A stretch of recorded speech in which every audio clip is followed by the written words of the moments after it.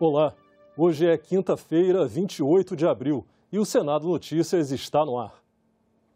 O Fundo de Universalização de Serviços de Telecomunicações pode financiar o acesso gratuito a dados públicos via internet. Um projeto com esse objetivo foi aprovado na Comissão de Ciência e Tecnologia.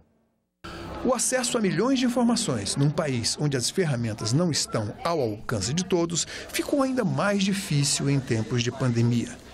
O ensino remoto e o home office acentuaram as desigualdades sociais. Afinal, a internet é ou não é um direito de todos? O projeto analisado na CCT vai nessa direção.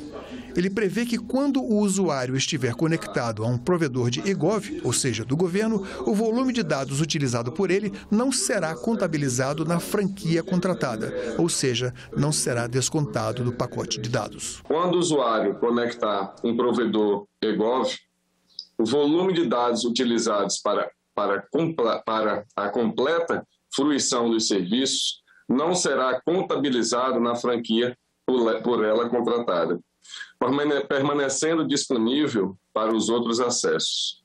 Nota-se que os provedores da conexão em banda larga móvel já oferecem esse tipo de facilidade para outras aplicações, como acesso a algumas redes sociais. Nesse sentido, não vislumbramos óbices técnicos para essa implementação. De acordo com a proposta, o acesso gratuito será viabilizado com recursos do FUST, Fundo de Universalização de Serviços de Telecomunicação. Coloco em votação. Senhoras e senadores que aprovam permaneçam como se encontram. Aprovado. Diante das ameaças ao fornecimento de fertilizantes no mercado mundial por conta da guerra na Ucrânia, os remineralizadores estão sendo vistos como solução para as plantações brasileiras. A alternativa do pó de rocha foi discutida nesta quinta-feira em audiência pública na Comissão de Agricultura.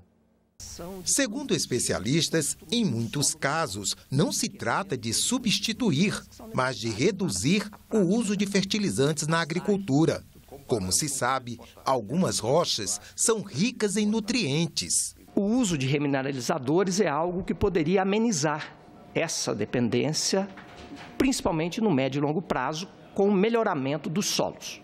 Esse é um fato. Temos que primeiro selecionar a rocha, depois moer a rocha para uma moagem o mais fina possível para que a atividade biológica consiga disponibilizar ali no solo os nutrientes. A demanda hoje seria de 75 milhões de toneladas desse material.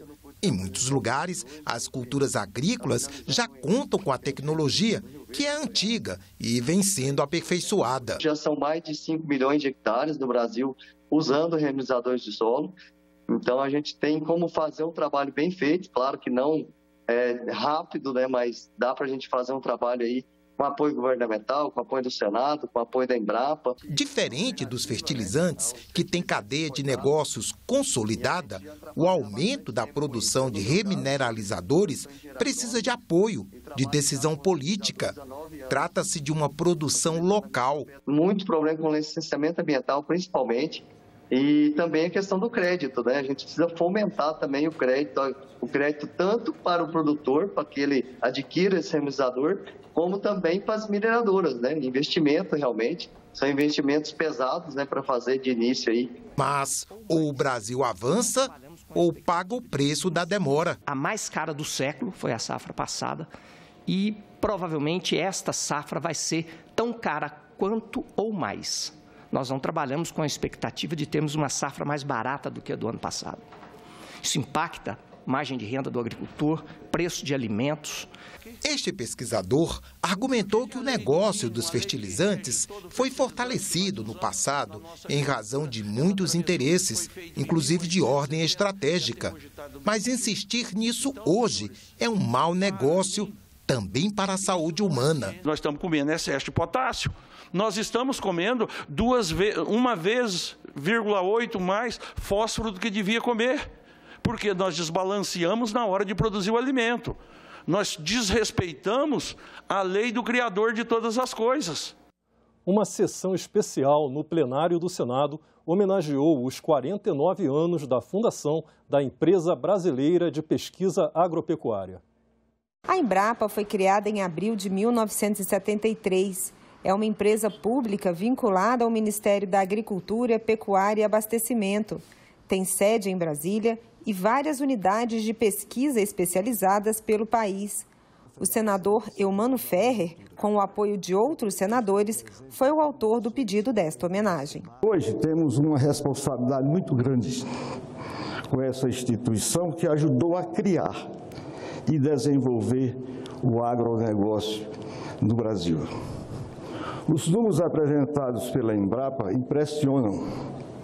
O valor estimado de sua contribuição para a agricultura nacional no ano de 2020, por exemplo, foram de 62 bilhões de reais e geração de 41 mil empregos. Um resultado muito maior, bem maior do que o orçamento anual, o ano em referência 2020, que a gente vê que foi de 3 bilhões e 400 milhões. Deus quer, o homem sonha, a obra nasce, dizia Fernando Pessoa. Deus quer, o homem sonha e a Embrapa torna realidade. Peço aos senhores para pensar no significado desta ação da Embrapa, neste momento em que a fome aumenta em todo o mundo, em função dos graves eventos negativos que estamos passando. A Embrapa dá esse passo fundamental para alimentar a nossa população.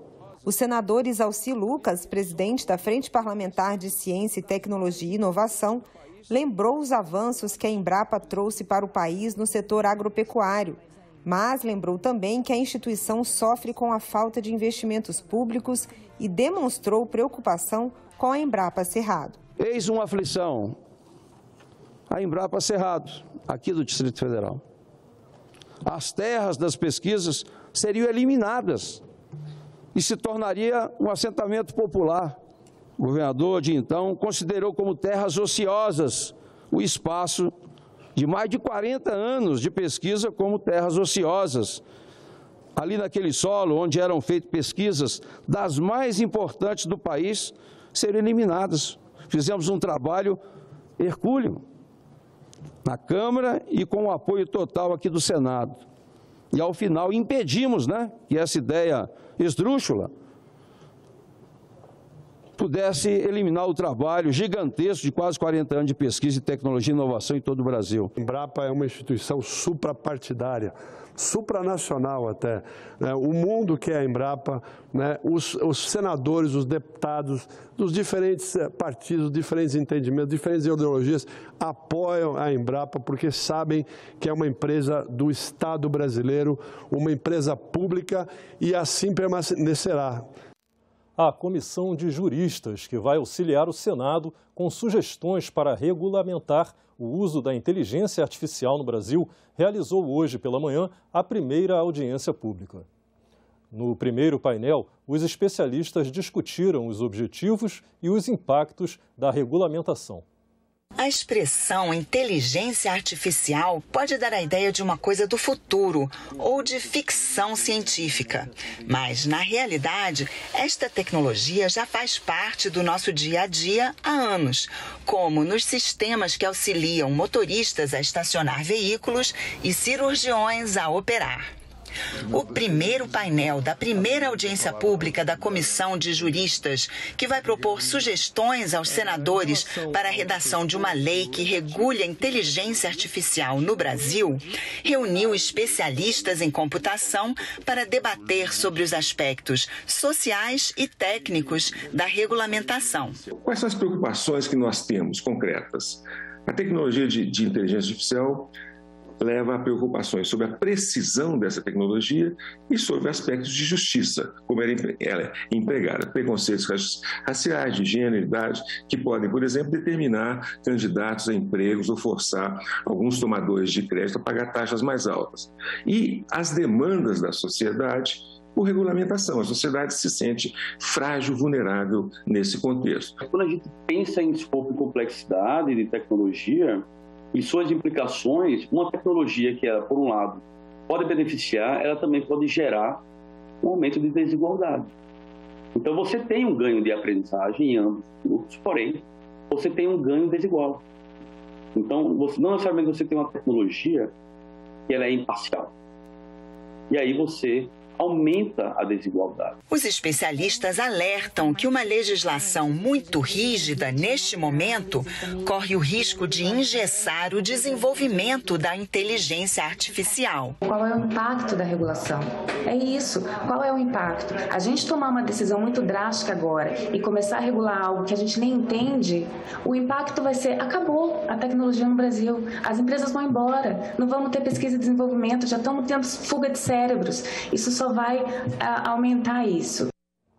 Foi instalada nesta quinta-feira a Frente Parlamentar pela Segurança de Crianças e Adolescentes no Trânsito.